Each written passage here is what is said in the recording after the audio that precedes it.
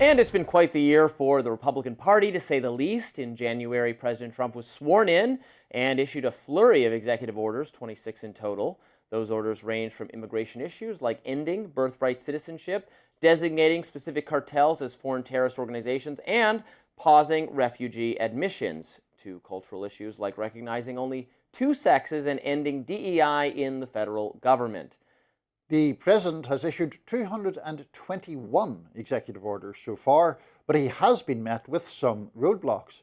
Various judges stepped in to temporarily halt some of Trump's initiatives.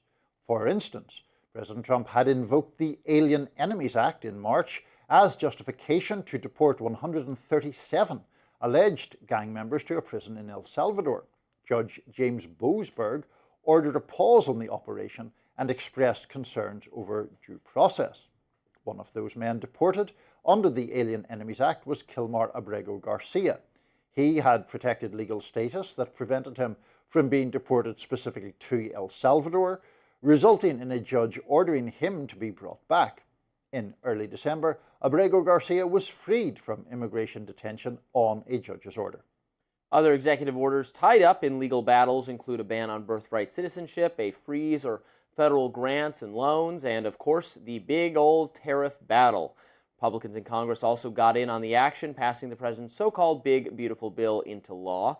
In a nutshell, the bill extends tax cuts and phases in Medicaid cuts. The final House vote was 218 to 214, with two Republicans voting against it. Vice President J.D. Vance broke a 50-50 tie in the Senate. When it came to off-year elections, Republicans performed poorly, to say the least. For the first time in almost 30 years, Miami elected a Democratic mayor. Democrats also won a right-leaning House district in Georgia that Trump had carried by 12 points. And Republicans also lost two gubernatorial races by wide margins in Virginia and New Jersey. And of course, we got to mention an event that totally shocked the political world: the assassination of Charlie Kirk. Kirk was the founder and leader of Turning Point USA, a conservative activist group with chapters on college campuses all throughout the country. Kirk is credited playing a big part, huge part, in getting the youth vote out for Trump in 2024. The late Turning Point CEO was also a sort of glue that held together various factions of the right. It seems like we're now seeing just how important it was that he was serving in that role, considering how much conservative infighting has taken place since his tragic death. So, after all that, what should Republicans be looking forward to and prioritizing in 2026? We are glad to turn back to our guest and friend, Amber Duke. So, Amber, where do you see things overall in the conservative movement kind of standing right now? I mean, there obviously are some divisions. There's also, I think, a pretty uphill climb, perhaps, to retain the House of Representatives for the Republican Party. But there are obviously some strengths, including in the kind of cultural moment that we were discussing in a previous block. How do you see the overall picture? Things feel weird right now. I actually liken this moment to similarly as to how conservatives felt towards the end of Trump's first term. So around the summer of 2020 and onward to his attempt at re-election, where there's sort of this feeling of stagnation, of things getting a little bit silly, of Republicans and conservatives being unfocused. And it was clear after the assassination of Charlie Kirk that he played a much bigger role in keeping various factions of the movement together than people realized prior to his death. There's been a lot of infighting over the past few months. The Trump administration, just to focus on them for a second, I think kind of took for granted that they could come into office, they would have these hundreds of executive orders signed in the first couple of months and make a lot of big splashy moves. But over the previous 3 or 4 months, it seems like there hasn't been much movement at all. In fact, the Republican Party, instead of codifying some of these executive orders or some of Trump's policy agenda, are still fighting about Affordable Care Act subsidies with the Democrats. And so it feels very unfocused. In December, Trump decided to expand the Presidential Hall of Fame or Wall of Fame on the West Colonnade by adding these plaques below the pictures where they were basically just Truth Social posts put onto black and gold plaques. And this was the same day that he was supposed to give this big address to the nation, reorienting the administration towards focusing on questions of affordability and touting the first year wins. And so everything just feels a little bit distracted, unfocused. There's not a lot of message discipline.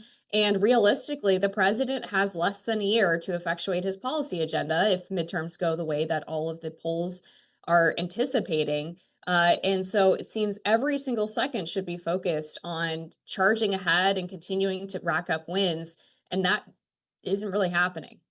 And they have to be nervous, Amber, that the voters they brought in 2024, Trump making historic gains with minority voters, young people, young men, winning the popular vote over Kamala Harris with a kind of voter who has not been a reliable Republican voter, maybe wasn't even a Republican voter ever before.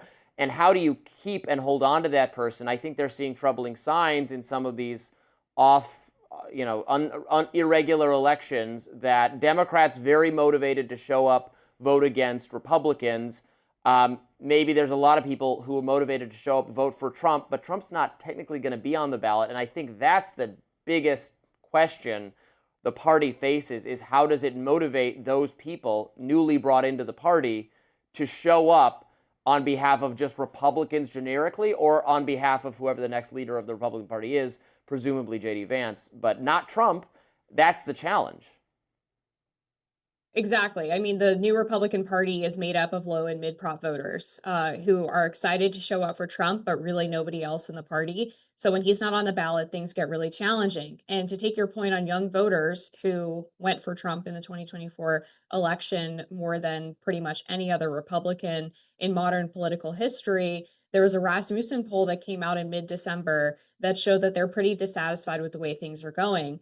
They actually feel that Trump has not done enough of the things that he promised on the campaign trail. And I think we're seeing this shift where the sort of boomer political test was, which president would you most like to get a beer with? And we saw that in 2016, right? Trump outpaced Hillary on that question, even though Trump doesn't drink. And it was I think a test of authenticity. People felt like Trump was really speaking his mind, speaking on behalf of forgotten voters. But now young voters are interested, I think, a little bit more in that 2008 Hillary Clinton campaign ad where she was talking about the 3 a.m. phone call, which is a question of competence, right? And efficiency and being there to get the job done.